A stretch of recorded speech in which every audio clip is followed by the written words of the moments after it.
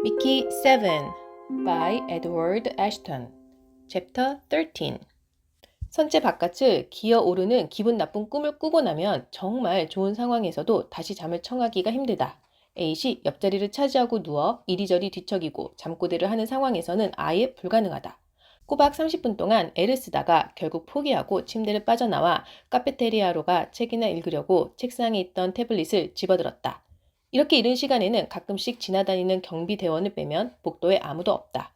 카페테리아에 도착하면 어디에 앉을지 미리 생각해둔 자리가 있었다. 입구 맞은편 구석 테이블을 골랐다. 누군가 이 시간에 돌아다니다가 카페테리아로 들어오더라도 혼자 있고 싶었기 때문이다. 자리에 앉자마자 배가 꼬르르거리기 시작했다. 먹는 장소에 왔다는 것을 몸이 알아챈 모양이다. 기대에 부응하고 싶지만 오늘치 배급은 다 써버렸고 아침 8시까지는 배급카드가 리셋되지 않을 것이다. 두세 시간 정도는 더 버텨야 했다. 나쁜 점은 지금 당장 소화에게 간까지 녹아내릴 정도로 배가 고프다는 것이었고, 좋은 점은 흥미로운 이유로 불타 없어지거나 폭삭 망해버린 별로 알고 싶지 않았던 개척지에 대해 배울 시간이 아주 넉넉하다는 것이었다. 새로 읽을 거리를 찾아 몇 분 동안 자료실을 뒤졌다. 그다지 흥미로워 보이는 자료가 없었고 결국 호기심으로 새로운 희망 행성과 관련된 파일을 선택했다. 내 삶을 비관하며 디아스포라의 역사를 공부하기 시작한 이후로 새로운 희망 행성에 관한 자료를 자세히 들여다본 적은 없었다. 왜냐하면 지난 30년 동안 미르가르드에 살았던 모든 다른 사람들처럼 나도 그곳에서 어떤 일이 일어났는지 대충은 알고 있었기 때문이다. 새로운 희망 행성은 처음 상륙거점 개척지가 건설된 지 25년 만에 실패했다. 이들이 실패한 가장 큰 원인은 초기 정착민과 행성에서 새로 태어난 세대 간의 갈등이었다. 이들 사이에서 발발한 짧지만 잔혹했던 내전으로 꽤 적대적인 환경에서 살아남기 위해 그간 구축해온 기반 시설들이 거의 대부분 파괴되었다.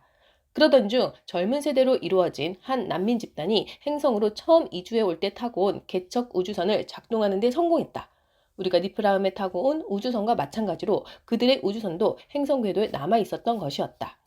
젊은 난민 집단은 이 우주선에 다시 시동을 걸고 그 안에서 5년을 버틸 수 있도록 반드시 필요한 것만 남기고 우주선을 비웠다. 배아도 테라포밍 장비도 농업구역도 모조리 없애고 심지어는 주거 공간도 거의 없애다시피 했다. 그 결과 생존에 필요한 기본시설과 사이클럽 최소한의 식량만 남게 되었다.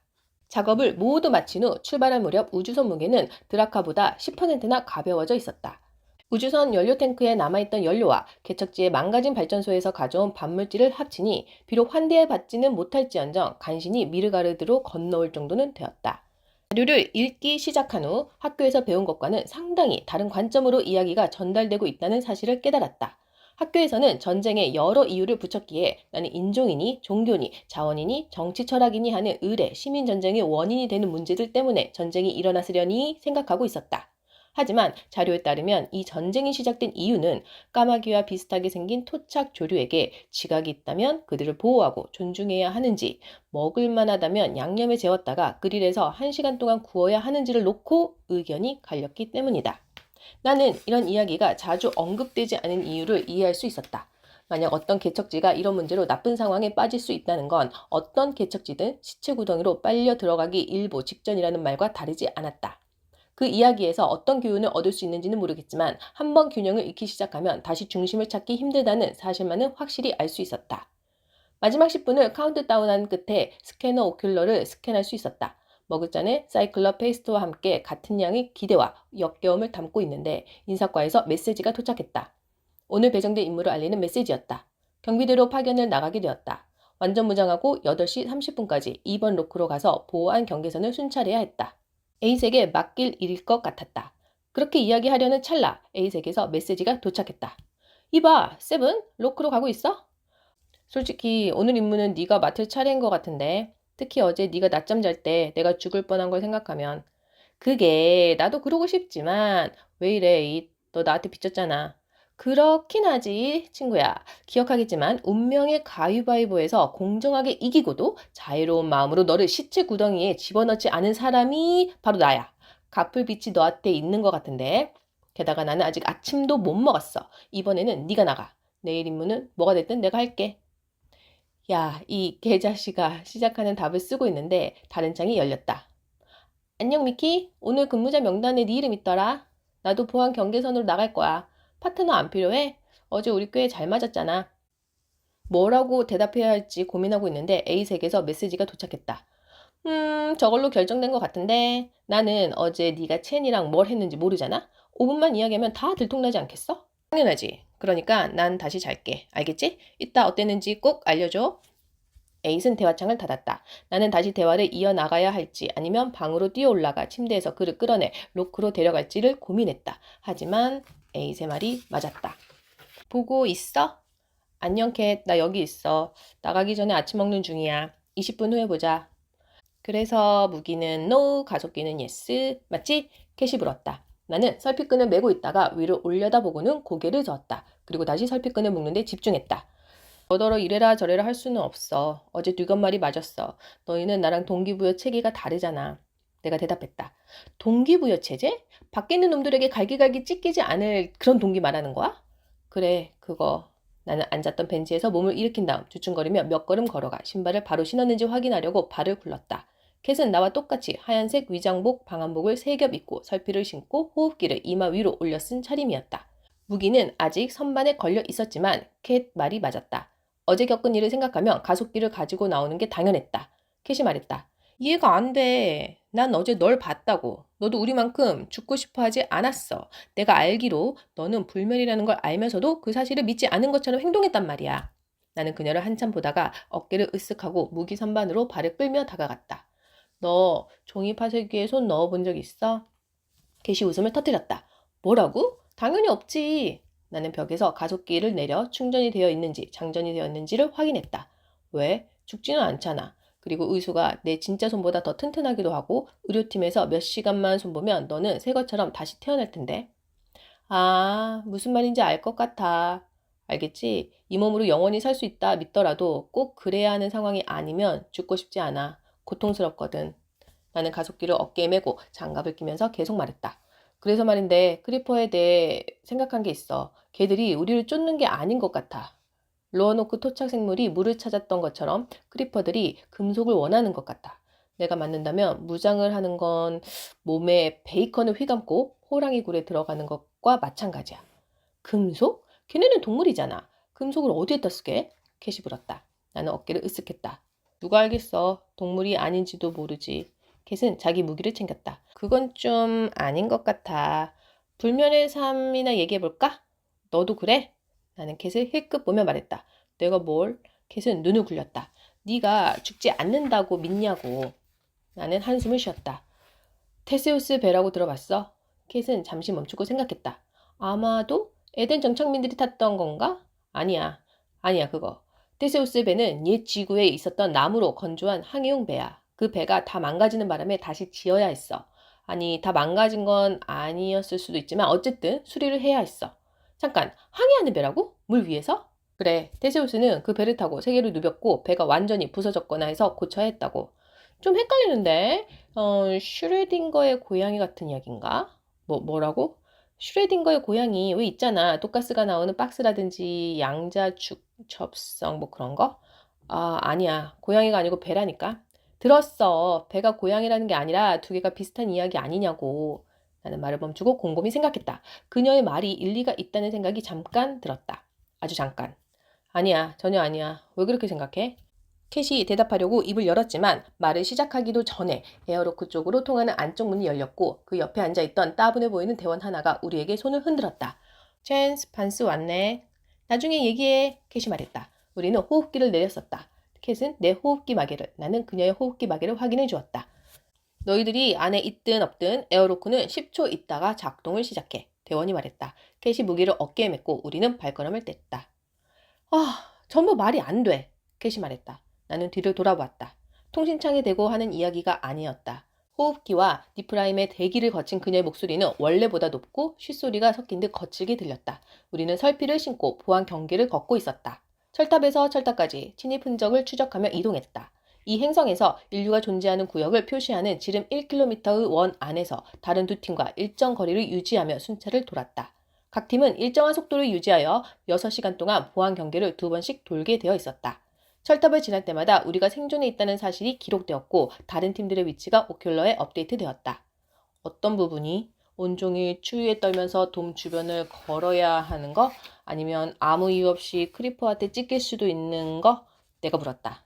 둘 다 아니야. 걷는 건 건강에 좋아. 그리고 경비대에 지원했으면 찢길 각오는 되어 있어야지. 말이 안 되는 건 바로 이거야.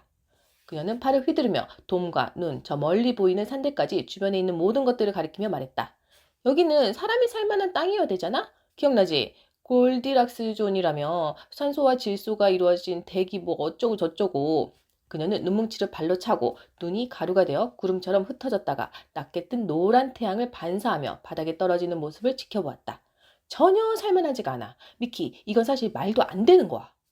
에셔월드에서 사람들을 보냈던 행성이 어땠는지 이야기하려고 입을 열었다. 적어도 이 행성은 곧바로 우리를 죽이지는 않았다. 하지만 그녀는 돌아서서 걷기 시작했고 나는 그냥 입을 다물고 있는 게 낫다고 생각했다. 내가 공감 능력이 뛰어나지는 않지만 절망에 빠진 사람에게 상황이 얼마나 더 나빠질 수 있는지 이야기해봐야 별 도움이 안 된다는 사실을 깨달을 정도는 살았다. 철탑은 보안 경계선을 삥 둘러 100m 간격으로 서 있었다.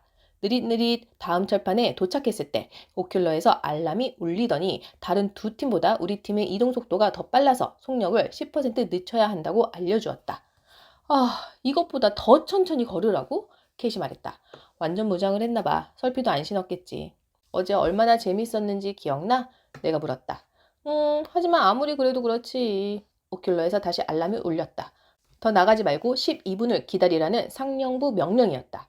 캣은 한숨을 쉬면서 철탑에 등을 기대고는 50m 정도 떨어진 자리에 눈더미 밖으로 불룩 튀어나온 바위를 향해 가속기를 조준하며 말했다.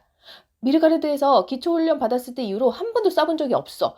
기억나야 할 텐데. 캣이 말했다. 겨냥하고 쏘면 돼. 타겟팅 소프트웨어가 다 알아서 하니까. 그리고 사출구가 커서 어차피 다 죽어. 내가 말했다. 캣의 가속기가 윙윙거리는 소리를 내다가 그녀의 어깨를 뒤로 밀쳤고 잠시 뒤 바위 꼭대기가 폭발하며 화강한 부스러기 구름이 뭉게뭉게 피어올랐다. 그렇네. 제대로 작동하는 것 같아. 캣이 말했다. 바위 주변의 연기가 가라앉고 나면 진짜 필요할 때를 대비해 총알을 아끼는 게 좋겠다고 말해줘야겠다고 생각하고 있었다. 그런데 캣의 총알이 지나간 바로 그 자리에 웅크린 크리퍼 머리가 튀어나와 있었다. 몸 뒤쪽 마디는 아직 눈에 파묻혀 있었다. 크리퍼의 아래턱이 넓게 벌어지더니 앞발이 손짓하듯 꿈틀거렸다. 캣! 내가 불렀다. 나도 보여. 캣은 조심스럽게 가속기를 조준했고 가속기는 다시 한번 윙윙거리는 소리를 낸 후 발사되었다. 크리퍼의 앞마디가 산산조각나 공중에 흩어졌고 나머지 몸통은 눈 속으로 떨어졌다. 그녀가 말했다. 그래, 확실히 이 무기가 먹힌다. 바위 주변 눈밭이 움찔거리기 시작했다. 움찔거림이 파도처럼 옆으로 퍼져나가더니 눈밭이 들썩거렸다. 파도가 우리 쪽으로 휩쓸어 오고 있었다. 미키? 캣이 말했다. 크리퍼 한 마리가 30m 앞에서 눈밭을 뚫고 솟아올랐다. 캣이 가속기를 조준하고 발사했지만 공포에 질려 있었던 탓에 수증기와 눈만 날리게 되었을 뿐 크리퍼는 맞히지 못했다. 우리 뒤 철탑에 설치된 버너가 작동하기 시작했다. 광선이 바위 주변 눈밭으로 사정없이 발사되었고 잠시 뒤 우리 왼쪽과 오른쪽에 있던 철탑들도 버너를 발사하기 시작했다. 뜨거운 수증기가 구름처럼 피어올라 시야를 가리는 바람에 다가오는 눈사태가 잘 보이지 않았다. 가속기를 사용하려는데 발사하기 전 시야가 쪼개졌다. 나는 가속기를 겨누고 오른쪽 눈으로 제일 앞에 있는 크리퍼를 조준하고 있었다. 갑자기 왼쪽 시야에 멀리서 돔을 바라보는 풍경이 비쳤다. 시 산산조각낸 바위가 보였고 버너 때문에 눈이 증발하면서 만들어지는 수증기 물결이 눈에 들어왔다. 풍경이 왜곡되고 색도 뿌옇게 보였다. 입체감도 없었다. 수증기 구름 사이로 나를 빤히 보고 있는 빼빼 마른 막대기 같은 두 사람이 보였다. 눈을 꼭 감았다 뜨니 이제 오큘러를 통해 보이는 것은 단순화된 이미지뿐이었다. 철탑에서 저장한 피드가 내 오큘러에 비치는 것 같기도 했다. 나는 고개를 젓고 방걸음 물러섰다. 왼쪽 설피가 어딘가 걸리면서 내 몸이 기우뚱하는 느낌이 들었다. 오큘러로 보이는 영상에서는 마른 형상 중 하나가 장난감 같은 소총을 떨어뜨리고 뒤쪽으로 휘청거리며 걷고 있었고 다른 한 명은 풍선 같은 머리를 이쪽으로 돌려 나를 뚫어져라 보고 있었다. 내가 휘청거리며 넘어지고 있는 동안에도 시점은 바뀌지 않았고 그동안 총을 떨어뜨린 마른 사람은 픽셀화된 눈 속으로 사라졌다. 다른 한 명이 무기를 들어 올려 발사하고 또 발사해 그와 나 사이에 연신 폭발이 발생했다. 목소리들이 들렸다. 하지만 통신창에서 들리는 캣의 울분에 찬 고함 때문에 조용하고 차분한 다른 목소리가 뭐라고 하는지 도통 이해할 수가 없었다. 남은 한 사람이 더 위쪽을 조준했고 선처럼 보이던 소총은 점이 되었다. 깨어나네요. 낯선 목소리였다. 내 이야기를 하고 있다는 것을 깨닫기까지 시간이 꽤 걸렸다. 우리 목소리가 들릴까요? 캣의 목소리다. 눈을 뜨니 의료국 어딘가에 있는 검사실에 누워 있었다. 내 쪽으로 몸을 기울이고 있는 캣의 얼굴에 걱정이 가득했다. 반스, 내 말 들려? 바짝 마른 입속에 침이 돌아 말을 할 수 있게 되기까지 몇 초가 걸렸다. 마침내 한마디를 내뱉었다. 들려. 무슨 일이야? 캣이 몸을 바로 세웠고 나는 일어나 앉으려고 뒤척였다. 누군가 뒤에서 내 어깨를 잡아 부드럽게 침대 쪽으로 눌렀다. 아직은 안 돼. 성급하게 움직이기 전에 몸이 멀쩡한지 확인부터 하자고. 뒤를 돌아보니 코털이 희끗희끗 센 버크라는 중년의 대머리 의사가 서 있었다. 버크가 있다고 해서 그다지 안심이 되지는 않았다. 여태 나를 여러 번 죽인 사람이니까. 죄송해요. 저한테 무슨 문제가 있나요? 내가 말했다.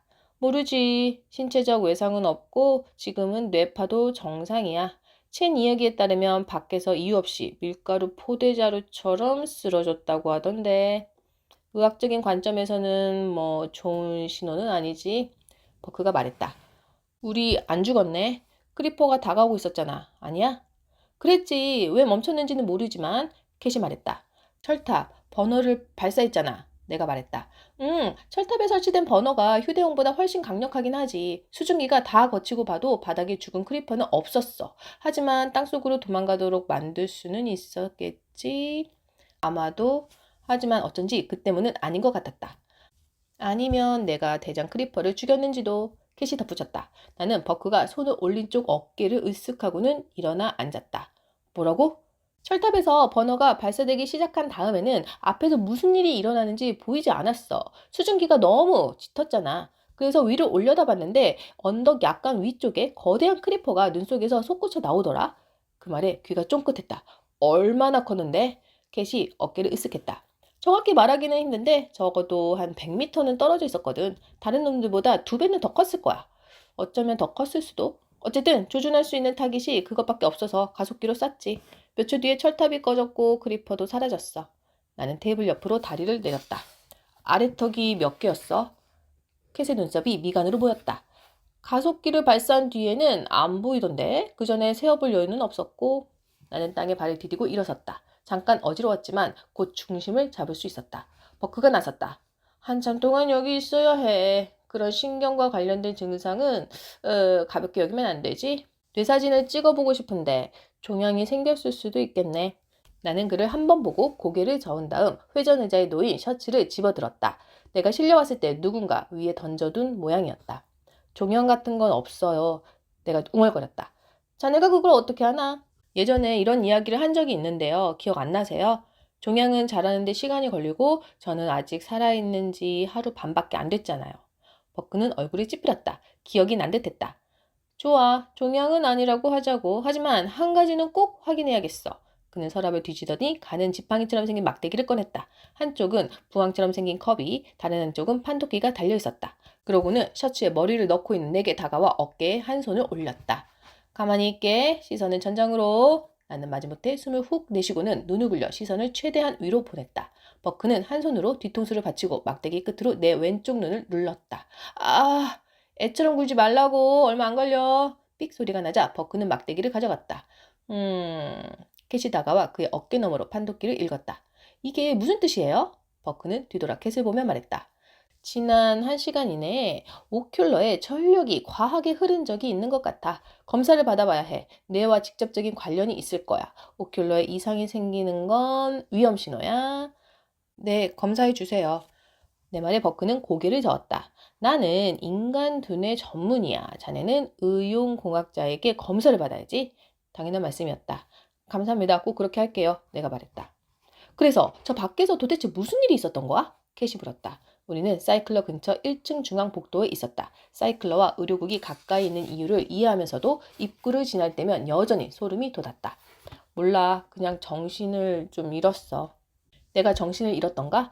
뇌가 전기 충격을 받고 작동을 멈추기 직전이었다면 만화 캐릭터 같은 나와 만화 캐릭터 같은 캣을 본 것처럼 기억할 수 있다는 생각이 들었다. 하지만 아무래도 너 검사 받아야 할 것 같아. 근데 방금 받은 거 아니야? 버크가 말한 대로 오큘러 전문가에 찾아갈 거야? 어쩌면 오늘 오후에는 해야 할 일이 있지만 내일은 시간이 나면 뭐 예약을 잡아보던지.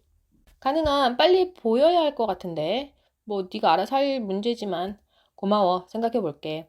거짓말이었다. 이 주제에 대해서는 이미 머릿속에서 결론을 내렸다. 버크가 이야기한 것처럼 오큘러는 시신경과 연결되어 있고 뇌의 10개의 영역과도 연관이 있다. 한 개를 빼내서 새 것으로 갈아 끼울 수 있는 문제가 아니다. 오큘러의 결함이 발생해 장치를 교체하려면 매우 오랫동안 까다로운 현미경 수술을 받아야 했다. 어쩐지 나한테는 그런 노력을 들이지 않을 것 같다는 생각이 들었다. 재생탱크에 다녀오는 편이 훨씬 쉬울 테니까. 우리는 중앙 계단에 도착했다. 한 계단을 올라 뒤를 돌아보니 캣이 멈춰 있었다.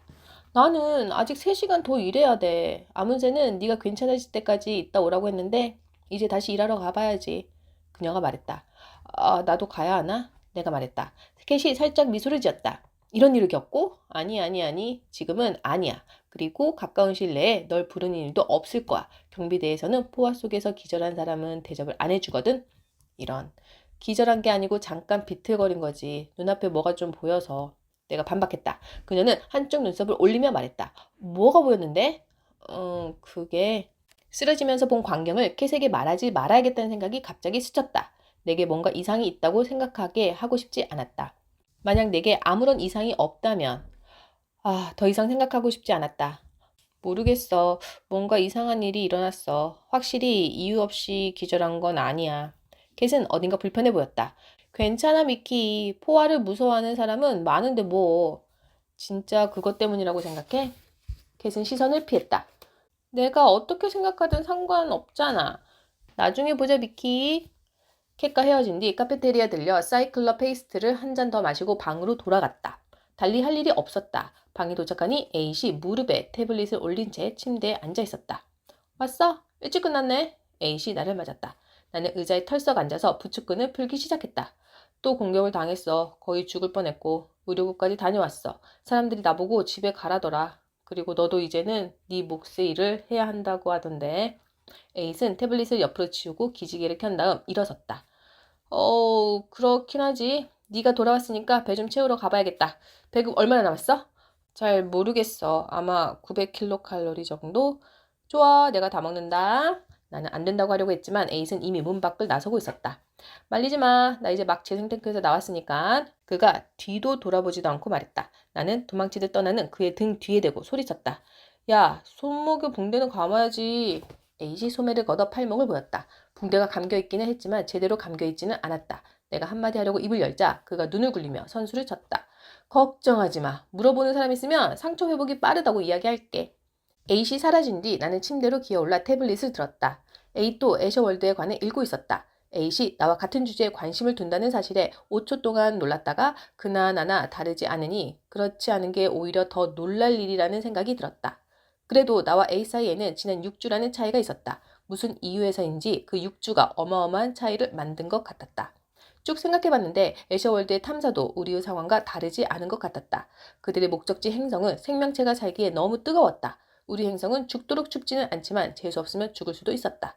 미르가르드의 설계자들이 니프라임의 대기 중 산소 포화도를 더 신중하게 측정했더라면 이곳의 환경이 생명체가 간신히 살 수 있는 수준이라는 사실을 눈치챘겠지만 7광년 이상 떨어진 곳에서 파악한 정보로는 별다른 방도가 없었을지도 모른다.